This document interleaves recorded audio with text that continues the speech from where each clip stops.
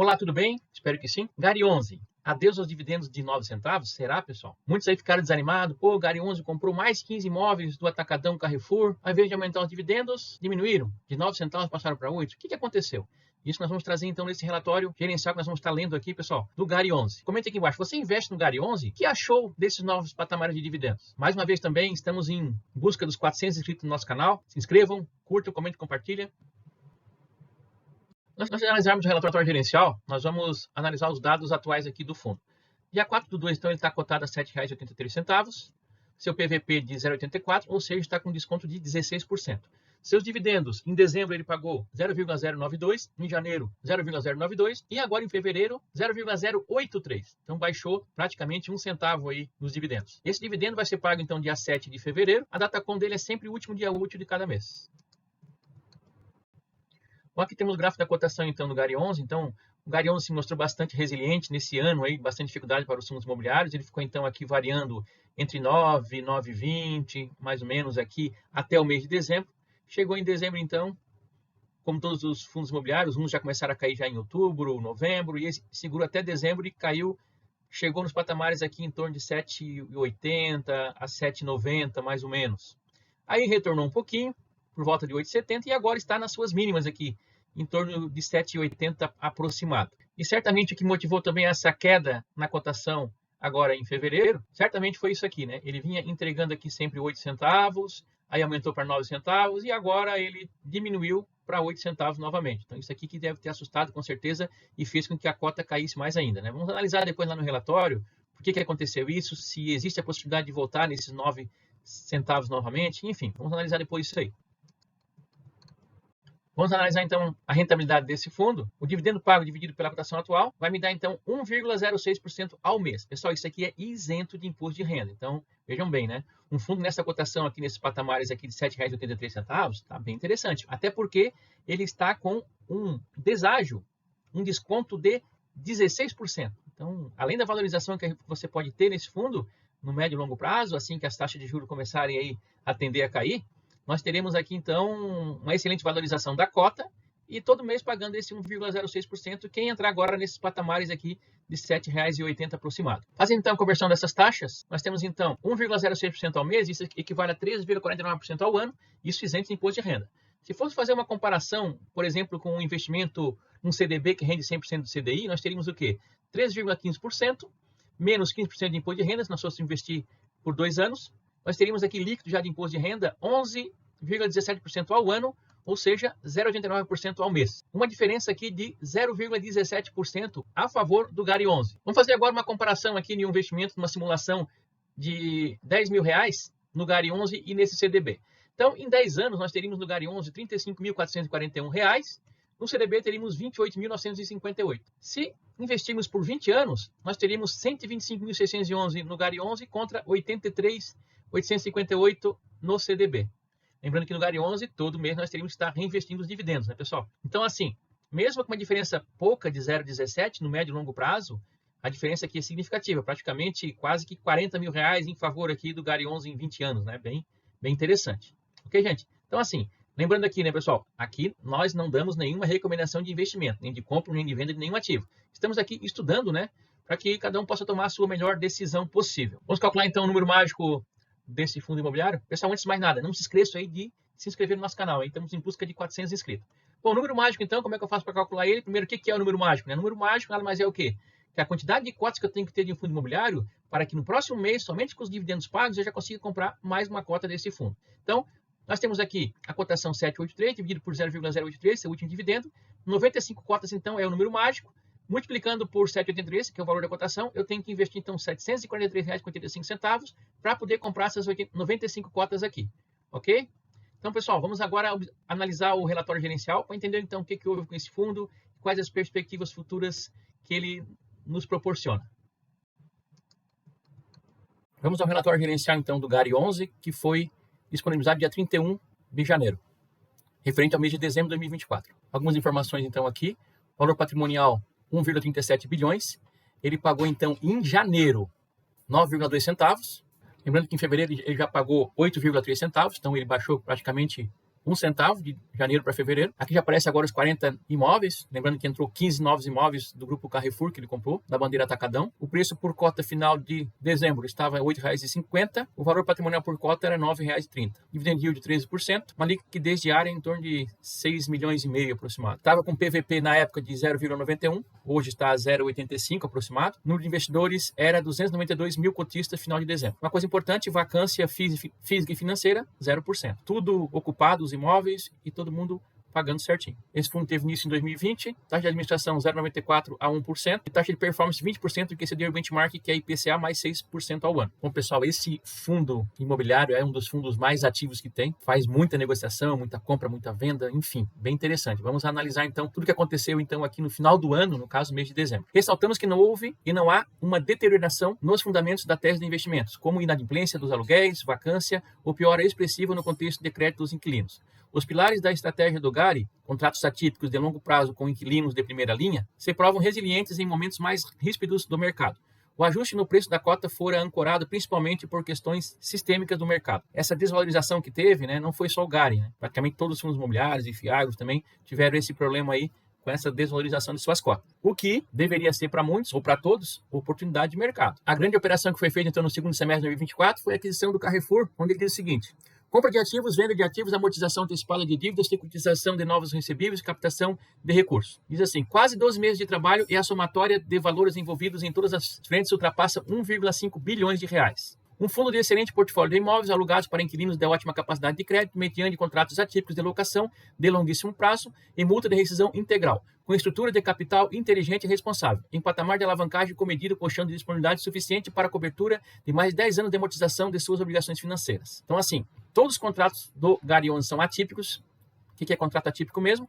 É aquele contrato geralmente de longa duração e com multas integrais. Se o cara aluga para 15 anos e ele quer sair com 10 anos, os 5 anos remanescentes ele tem que pagar todos os aluguéis. Então, realmente, é algo bastante previsível, esse tipo de contrato. Nós encontramos em estágio de avanço de 90% da operação como um todo, ficando pendente a liquidação da venda do ativo BRF Visa, galpão logístico em Pernambuco, locado a BRF, cuja conclusão está prevista para a virada de janeiro para fevereiro. Assim que liquidada a venda da BRF Visa, teremos uma fotografia bastante próxima do que o fundo apresentava em outubro de 2024, em termos de estrutura capital, patamar de alavancagem e colchão de disponibilidade para a cobertura de fluxo, amortização e obrigação.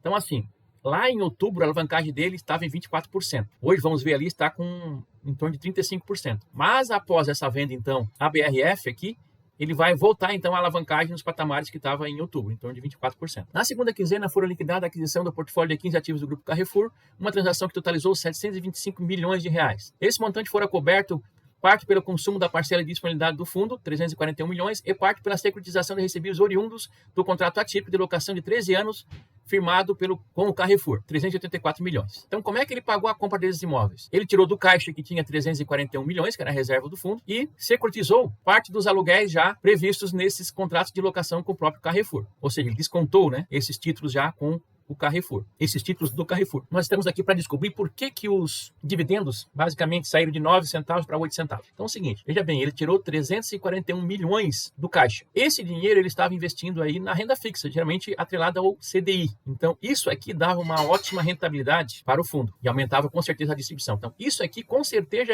já é parte, do problema que teve com a diminuição desses dividendos entregues. Não está tendo mais os juros que tinha desses 341 milhões. Isso saiu e foi para pagar os 15 novos imóveis. Importante destacar que este balanceamento entre o consumo das disponibilidades próprias e a antecipação de recebíveis fora dessa maneira definido pela opção da gestão em manter o maior conforto de disponibilidade diante de 3 fatores. Número 1, o resultado expressivo obtido na alocação do caixa do fundo ao longo de 2024 nas compromissadas com remuneração atrelada ao CDI. Então, assim, eles podiam ter dado um pagamento maior, só que está bastante atrativo manter esse dinheiro em caixa para você ter rendimento com essa remuneração atrelada ao CDI. Número 2, pela prerrogativa de estar líquido em um momento maior de escassez de capital e aversão ao risco de mercado para potencial aproveitamento de oportunidades e, principalmente, número 3 agora, para manutenção do colchão de disponibilidade para a cobertura do fluxo de amortizações. Então é o seguinte, eles mantiveram, então, dinheiro em caixa e fizeram essa securitização com essas parcelas dos aluguéis aí do Carrefour, porque é um momento que ter dinheiro em caixa pode ser interessante para negócios aí que venham surgir nesse momento com oportunidades interessantes de ganho de capital. Por isso que eles seguraram parte então dessa reserva para que no futuro talvez eles façam ótimos negócios, além de estar rendendo também em investimentos atrelados ao CDI. Ele fala aqui, ao final do mês de dezembro, restará apenas 30 milhões de parcela remanescente a ser paga ao Carrefour, dentro dos 725 milhões, em razão de retenções de pagamentos realizadas pela gestão devido a atrasos cartoriais no registro de alguns poucos ativos. Então, fala assim, esse montante de 30 milhões representa a única obrigação a pagar na estrutura do GARI que não seja oriundo da antecipação de recebíveis de contratos de locação. Então, ele assim, reforçamos que não há qualquer outra obrigação pendente oriunda da aquisição de qualquer imóvel pertencente à estrutura do GARI. A liquidação da venda da BRF Visa acarretará em uma baixa de aproximadamente 145 milhões no passivo do GARI. Desta forma, o fundo voltará a refletir o patamar de alavancagem entre 24% e 26%. Então, vai voltar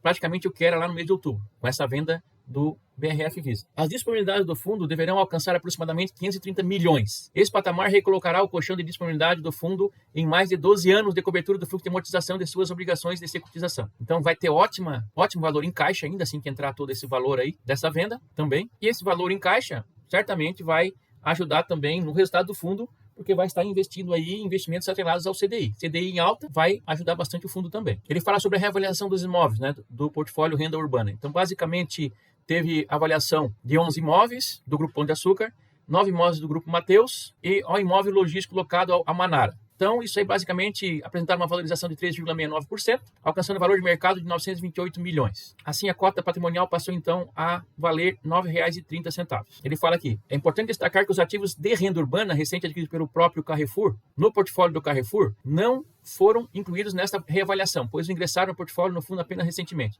A avaliação desses ativos será realizada ao longo do ano 2025. Então, todos os imóveis do Carrefour, esses 15 imóveis ainda não foram reavaliados, né? Uma coisa interessante aqui, ó, redução de taxa de gestão e novo gás 2025. Ele fala assim, a partir de janeiro de 2025, o fundo passará a refletir a redução na taxa de gestão para cobrir 60% dos custos relacionados à sexta emissão de cotas. Então, ele vai reduzir a taxa de gestão. Isso é uma coisa que não acontece todo dia, né? E o novo gás vai ser, então, de 8 centavos, até 9 centavos por cota.